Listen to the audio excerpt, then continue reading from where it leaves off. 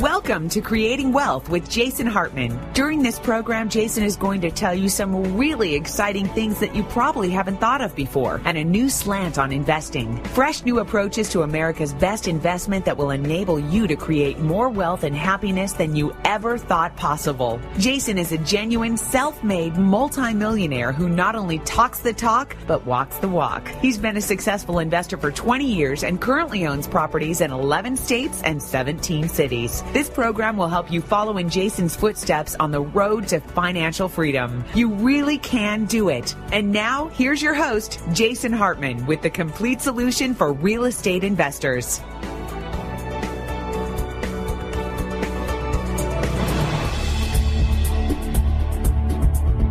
Good day and welcome to the Creating Wealth Show. This is Jason Hartman, your host, and this is episode number 155. Thanks for joining me today. Few things today. First of all, we're going to talk about our predictions for 2010, and we'll get into that here in just a moment. I wanted to share with you some thoughts on the office space market and the retail market, and I think this will be instructive for you. It's really one of the reasons that we moved to our new office after being in the last office for just 2 years. We weren't there for very long, but I'll tell you, you do not want to be in the office market as far as real estate investing. When people talk about real estate investing and they say residential real estate, everybody kind of knows what that is, and then they say commercial real estate, and a lot of people really don't know what that means. And I think before we get into our predictions for the coming year, let's talk a little bit about the different sort of segments of the real estate investment markets for a moment. Now, of course, there's residential, there's housing, and we really like housing the best. That could come in the form of single-family homes, condos, apartments. Generally speaking, we don't like condos very much. We like single-family homes. We like duplexes, triplexes, and fourplexes, and then we like apartments. Now, why don't they call apartments sixplexes or eightplexes or 22plexes? Well, they could call it that, but generally speaking, I think the reason they don't call them that is because when it's 1 to 4 units, it's considered residential real estate. When it's 5 units and higher, it's considered commercial real estate or multifamily apartments. Now, we like multifamily. Most areas of the commercial real estate market, though, we don't like. So don't ever let people say to you commercial real estate, because that term is way too broad to be understood correctly. Here's an example. 2 segments of the commercial real estate market that are just a disaster, a massive disaster, are office space and retail properties. So let me just give you some realization that came to me about the office space market that I wanted to tell you about. So about a month and a half ago, it was a very stormy day, and I was walking with Sarah, one of our investment counselors you've heard on the show before, and we were doing our typical daily afternoon walk over to Starbucks. Now, right by our old office, there was a Starbucks coffee shop, and right near our new office is a Starbucks coffee shop. They've got a lot of those around. And we were walking there, and it was the middle of the day. It was like 1:30 in the afternoon. And it was so stormy out that it was basically dark in the middle of the day. Now, that's very unusual for California. I know in other parts of the country and other parts of the world, this is not unusual. But here in California, it's very unusual. And I had this startling realization that came to me because I looked back at our 12-story office building, our former office that we just moved from, and in the middle of this very dark, stormy day, very few lights were on as you looked up through all 12 stories of that building. And it really, really shocked me. And then I looked across the street to the shopping center, kind of a single-level shopping center that's kind of a retail plaza that formerly had restaurants and a clothing store and a dry cleaner and some things in it. And that whole shopping center was basically vacant. And our office building was, I don't know what the exact number is. When you ask the landlord, they'll tell you the vacancy rate's about 30%. But here's the thing. In the office world, they've coined a new term. They don't just talk about the vacancy rate. They talk about what's called the availability rate. And the availability rate includes the space within the building that is available to someone to lease because it's not really occupied, even though there is a lease agreement in place that someone has just basically defaulted on. Company has just left the space. And on the 3rd floor of our old office building is the big shipping company, Maersk, who you've heard me talk about on prior shows. And They are moving their operations completely, I think, to Dallas. And they have that whole space up for sublease for about half the price of what we were paying in our space in the same building.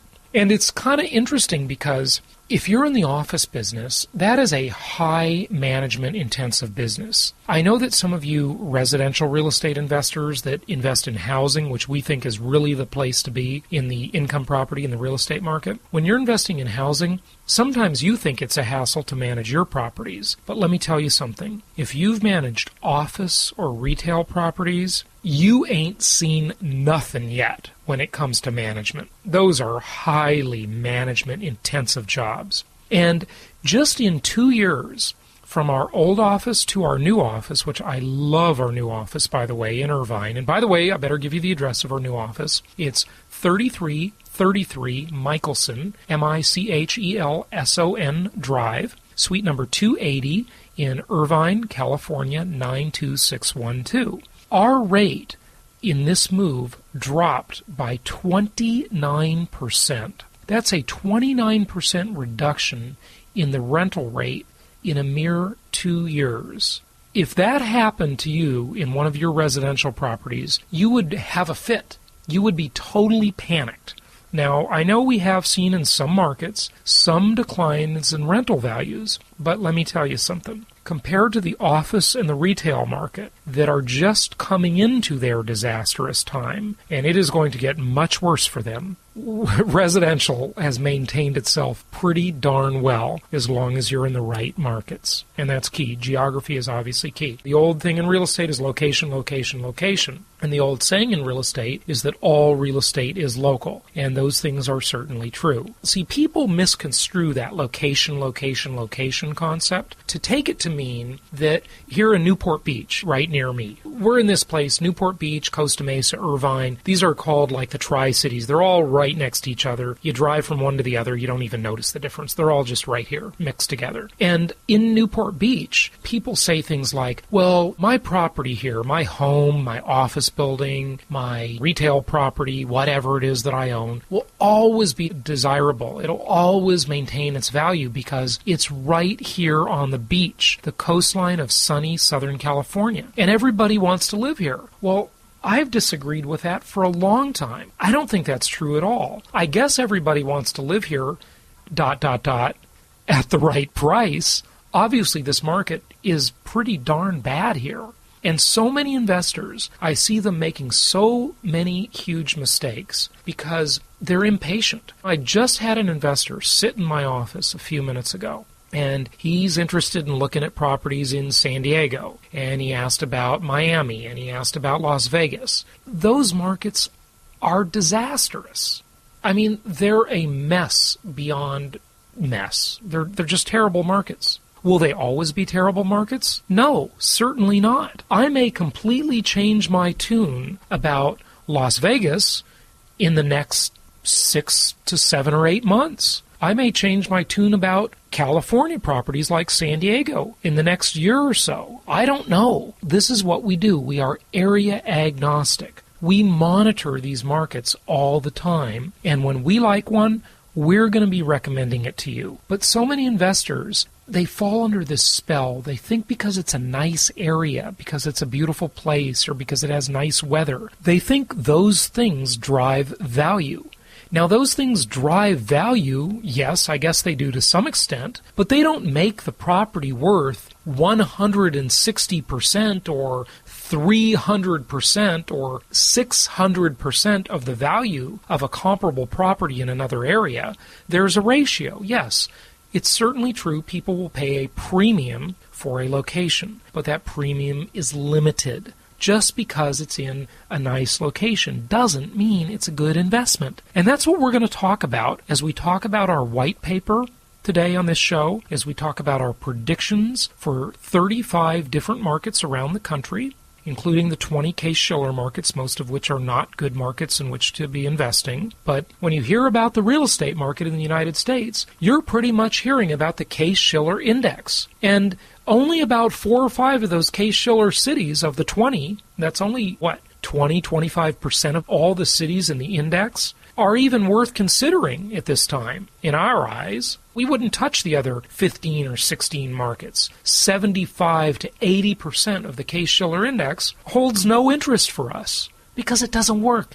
It doesn't make sense. All real estate is local. Different segments of the real estate market are completely different. You can have a market where it might make total sense to invest in a house, but it might be a terrible idea to buy an office building, an office condo, a retail property. It just depends. You've got to be agnostic. You've got to get good advice from people who do this every day. And that would be yours truly and my team here at Platinum Properties Investor Network Incorporated. We are here to do that for you. We are here to watch those localities, to watch those market segments, and to make sure we are recommending the best possible thing at that time. All real estate is local. Different segments of the market are very different from one another. So, a couple things. We've got a new thing that we'd like you to join us for. On February 24th, we have a conference call coming up where we're going to talk about our Creating Wealth Bootcamp. And we're going to give you kind of a nice preview of that. If you have not attended it, or if you have not attended it in the last 6 months, you will definitely want to be on this call. You can register for that call. It's totally free at jasonhartman.com. And we're also going to talk on that call about our new, and this is totally new, we've never done it before, but a lot of you have been asking for it, so we're going to do it for you. We're going to talk about our Creating Wealth Bootcamp telecourse, where it will be a online web-based course over 6 weeks, where you can interact with me, you can interact with the other speakers, and you can see the visuals, the PowerPoints, the slides, and things like that. You'll hear from different market specialists around the country, and we'll do this over the course of 6 weeks. You have been asking for this for a long time, and we're finally delivering on it. So I think you'll enjoy that, and you'll get more information about that on February 24th, and you'll get some great information just on investing in general, of course, on February 24th. So that'll be a live conference call. Register at jasonhartman.com. Now, of course, March 6th and 7th is the Masters Weekend here in Costa Mesa. That's a live event, and it's going to be a great Masters Weekend, so join us for that. Register at jasonhartman.com. And the last thing I want to say before we get into our predictions, where we're going to start off talking to one of our clients and contributors, and then we're going to play you a radio interview that I did that will be rather enlightening about our predictions about different markets around the country. Now, this is not the same as the conference call we had a few weeks ago. This is different. It's a different thing. You have not heard this before. This is not a repeat. So the last thing I want to say before we jump into that is that you need a coach. Everybody needs a coach, no matter how successful you are or no matter how difficult you're finding the times right now. If you are struggling, if you are achieving success, wherever you are in the game, you gotta have a coach, because a coach can help you see things that you don't see yourself. And I'd really want to encourage you to get into either our group coaching or our individual coaching. And this is on 2 facets, and it's wherever you want to go with it. One facet is creating income through personal entrepreneurship, through a sideline business or a main business if you're not employed and you're not busy in another business, but diversifying your income through personal entrepreneurship, through micro-entrepreneurship. That's one thing. And then the other thing is, of course, building wealth through the prudent investment strategy, through prudent income properties in diversified markets. So join us for one of those programs. We'd love to have you involved. And again, more information there at jasonhartman.com. All right, let's talk about predictions for 2010. And first we'll start with a little discussion on it, and then we're going to jump into a recent interview that I did that I think you'll enjoy. Here we go.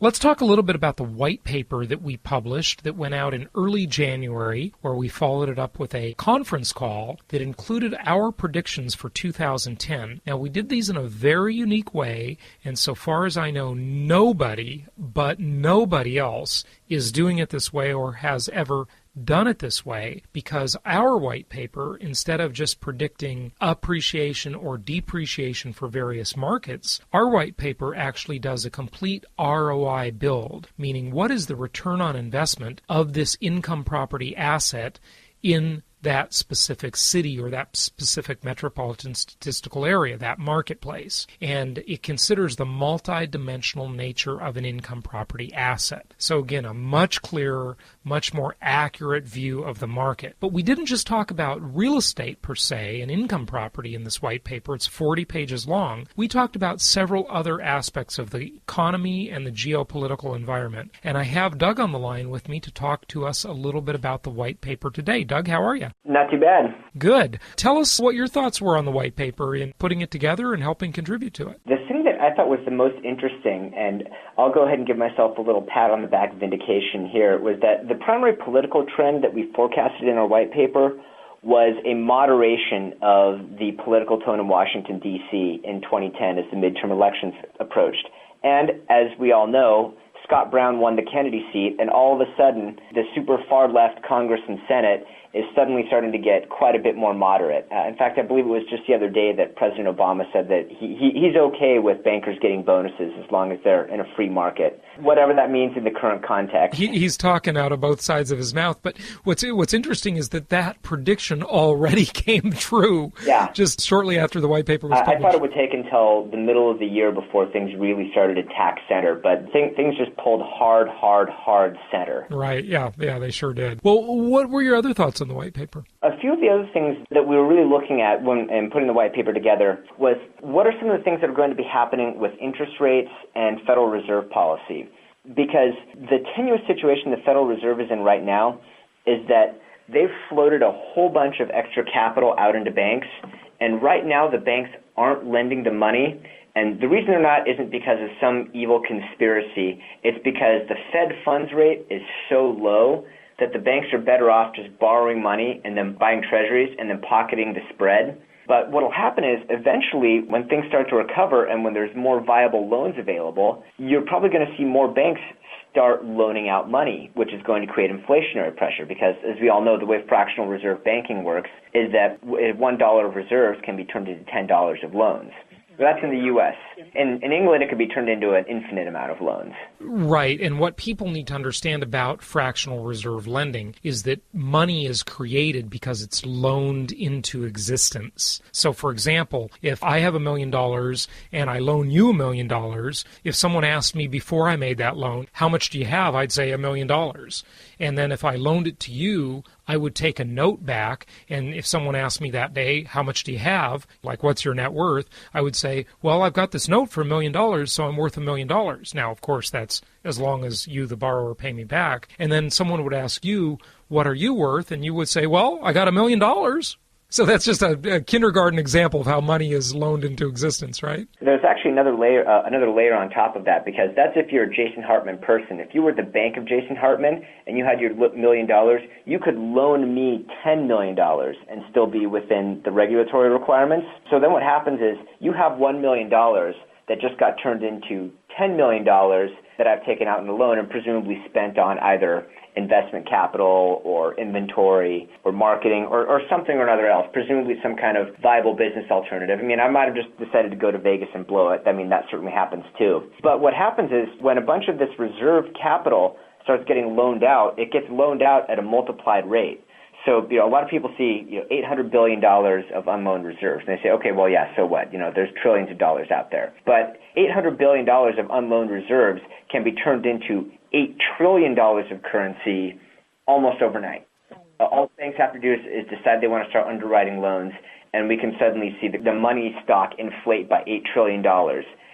Effectively instantaneously. It's just a question of when the ball drops. It could happen literally in a day, that decision, and then the impact could hit the market really, really quickly, hitting the street and trickling down to the broader economy. But what are your other thoughts on what's going to happen in 2010 and some of your thoughts about the predictions for the coming year? So outside of like the interest rates and inflation, let's just start with interest rates and inflation. So we believe that both interest rates and inflation are going to be ticking up. And the main reason for this is that the Federal Reserve knows that there's this big inflation risk out there. They've basically been riding along, more or less betting that this money isn't going to all get loaned out at once. Well, so unless Chairman Bernanke really gets his arm twisted, which may happen, he has to figure out that he's going to need to start pulling some of that back. And when you start pulling money out of the banking systems, you're going to push up interest rates because interest rates are really a market equilibrium, right? Because when everybody says, say, like the 10-year bond interest rate, well, it's not the interest rate on the 10-year bond, it's the yield to maturity. So it's a combination of do you buy the bond at a premium or discount, and what are the coupon payments? And then what is the internal rate of return for that bond from now until when it matures? That's what people commonly refer to as the interest rate for bonds, and that's all market-driven. So anytime that the Fed tries to tinker with monetary aggregates or with different bond inventories, then that's going to impact the money supply. And when that impacts the money supply, it'll impact relative prices because, well, I think GDP is technically growing. I personally have doubts as to how much of that's real versus how much of that's just the government borrowing against future revenues and spending in the current time. Well, and the other question we've got to ask is it fair to count haircuts in GDP since they're not exported? They're used here in the U.S., right? Yeah, that's another one that's really difficult too. Is that how do you parse out the tangible versus intangible? What's the real value? I think the way that GDP is built up is the assumption is that the market value or the dollar value that people spend for whatever they do is assumed to be its real value. Basically, based on the assumption that in a free market you'll have a number of transactions and that the equilibrium price will be what people rightfully judge the value of something to be. Now, of course, that can all be manipulated. It can all be pushed and pulled in different types of things. But one of the things that I think is another not as much of a take it to the bank as a tack to the middle, because that's already happened. But another thing that's inevitable is that interest rates and inflation are both going to be going up. When we did this white paper, we forecasted fairly modest interest rate and inflation increases because we don't think the dam is going to break quite yet. So basically what we're thinking is, or the line of thinking that we have with this white paper, is that the Fed is going to try to take baby steps so they can finesse their way out of a big inflation risk. Because like we said, if all $800 billion of unloaned reserve hits the market all at once, it's going to be a giant price shock that just hits everything. And of course, that's very, very bad for incumbents who are seeking re-election. Most politicians would prefer that inflation be metered out in, say, 3 or 4% increase over 3 or 4 years as opposed to a 12 to 15% increase all at once. Right. Yeah, no question about it. And I think that's the big urgency for investors is that they got to lock up these long-term fixed-rate loans before the rates go up, and rates have to go up. They must go up. And I still say inflation has to happen. It must happen. We cannot defy the laws of physics, the laws of gravity on either side of that equation, higher rates and higher inflation. Absolutely. Getting back to the Irving Fisher equation is that the old MV equals PT, which is the M stands for the money supply, the V stands for the velocity of money or how fast money transacts through the economy, P is the price level, and then T is the real output. Well, the real output's the real output. The only thing you can do to make real output better is to have assets be more productive or to have gains through trade. And we're not currently making any great strides to do either of those. So real output is probably going to be flat to only modestly up. And of course, the velocity of transactions during recessions tends to go down, but it'll regress back to a normal equilibrium, which really means that the primary hammer that's going to impact prices is going to be the amount of money that the Fed floats out in the system. And right now, there's a whole lot of money that's out in the system, a whole lot of unloaned reserves, and there's just this giant flood of capital that could hit the market at any point. Exactly when it will, I don't know. How big can a snowdrift get until there's an avalanche? Nobody knows. Nobody knows exactly. Happens. Yeah, right. But I can tell you one thing: you don't want to be in front of the avalanche when it hits. That's for sure. And if you are in front of it, you want to be in front of it with the shields, with the defensive and the offensive tools that we talk about on this show. Long-term fixed-rate debt, packaged commodities investments, and rents that are indexed to inflation, and all of that great stuff. We've talked about it many times before. So it looks like this year is going to be a pretty good year for investors in many markets in terms of cash flow, in terms of some modest appreciation, but amplified with leverage, doing pretty well. And your take on comparing income properties to any other investment out there, whether it be paper assets, stocks, bonds, the precious metals, certainly say the two good best places to be are income properties in the right market, structured the right way, and then having something of your own business, of your own little mini marketing empire to take advantage of a plan B scenario if it's needed, right? Absolutely. Thank you for listening to the Creating Wealth Show. This is Jason Hartman, your host, and we appreciate you following the show. We have many, many episodes, hundreds of episodes, and some of the older episodes have been archived and placed in our members section, and that applies to this one. So we include a sample that's about 25 minutes long, and then for the rest of the show, you can go to our members section at jasonhartman.com. Many of the other shows are still in their full-length, complete version. However, some of the shows, like this one, are in our members section where you can hear the show in its entirety. And again, you just need to go to jasonhartman.com and you can get the full show there in the members section, plus a whole bunch of other great members benefits and resources, whether it be documents, forms, contracts, articles, other video and audio content. Just a great resource. So be sure to join as a member at jasonhartman.com. And thanks again for listening to the Creating Wealth Show.